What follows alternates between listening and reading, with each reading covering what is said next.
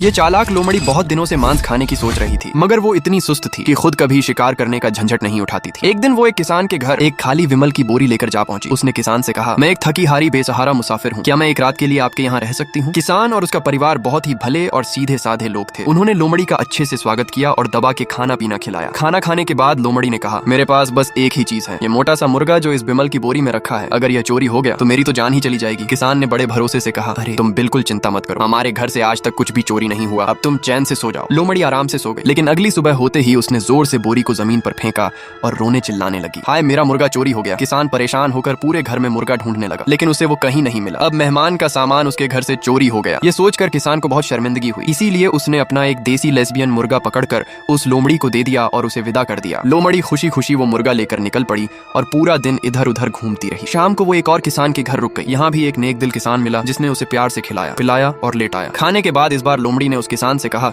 कि मेरी बोरी में एक मोटी सी हंस है, अगर चोरी हो गई तो मैं बर्बाद हो जाऊंगी। किसान ने भी उसे दिलासा दिया, अरे बेन स्ट्रोक्स, हमारे यहाँ से कुछ भी चोरी नहीं होता, तुम बेफिक्र होकर सो जाओ। आधी रात को जब सब लोग सो गए तब लोमड़ी ने बोरी में से उस लेशियन मुर्गे को निकाला और चुपचाप उसे बजाकर खा गई। और सुबह होते ही फिर से वही नाटक करने लगी, हाय मेरी हंस चोरी हो गई। और जिस तरह पिछले किसान ने मान लिया था, उसी तरह आज का किसान भी भरोसा कर बैठता है। उसे लगा कि शायद लोमड़ी के पास सच में हंस थी, इसीलिए उसने अपने एक हंस को लोमड़ी को दे दिया ताकि वो और ना रोए। लोमड़ी ने हंस उठाया और फिर से अपने रास्ते निकल पड़ी। रात में उसने फिर एक किसान के घर में डेरा डाला और आधी रात को उठकर हंस खा गई और सुबह वहीं ढकोसला किया और इस बार उसने एक सुअर हथिया लिया। अब तो लोमड़ी का कॉन्फिडेंस उसके औजार के 2 गुना हाइट पर था। अगली रात वो एक चटाई वाले के घर गई, लेकिन इस बार उसने एक गलती कर दिया और अब की बार वो खुद ही बोल पड़ी, जरा ध्यान से, मेरी बोरी में एक प्रेग्नेंट बूढ़ी सुअर है। लेकिन यह चटाई वाला कुछ ज्यादा ही समझदार निकला। उसे एक नजर में समझ आ गया, इतनी छोटी बोरी में सुअर मतबल कुछ तो गड़बड़ है। लेकिन उसने कुछ नहीं कहा और चुपचाप लोमड़ी की खातिरदारी करता रहा। इधर आधी रात को लोमड़ी ने बोरी से सुअर निकाल के झटक दिया और सुबह उठते ही अपना भिंडी रोना स्टार्ट कर दिया, हाय मेरा सुअर चोरी हो गया। किसान अंदर ही अंदर हंसने लगा, लेकिन बाहर से बोला, अरे चिंता मत करो, मैं तुम्हें अपनी दोनों सुअर दे दूंगा। ये सुनते ही लोमड़ी तो खुशी के मारे उछलने लगी। उसने झट से अपनी बोरी किसान को पकड़ा दिया। किसान बाहर गया और जोधपुर के गलियों से पकड़े गए। 2 भूखे शिकारी कुत्तों को पकड़कर